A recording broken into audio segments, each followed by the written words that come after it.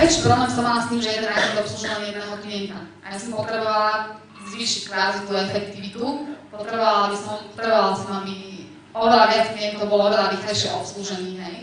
Tak som rozmýšľala na tým, no ako, ten internet by bol super, ale ako to spraviť na ten internet? A samozrejme na internete je veľmi jednoduché, keď spravíte pekný dizajn a viete komunikovať s niečím, čo vám tie informácie poskytuje, tak ten internet mi prišiel ako úplne najlepší nástroj.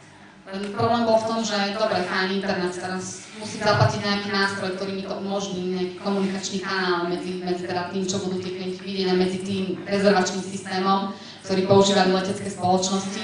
To bol dosť drahý. Často to stálo nejakých 500 000 korún, čo pre mňa predstavovalo nepredvídanú sumu, teda nepriateľnú sumu.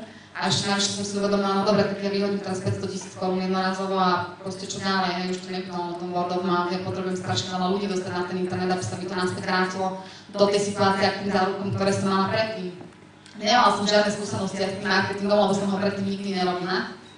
Ale mala som takú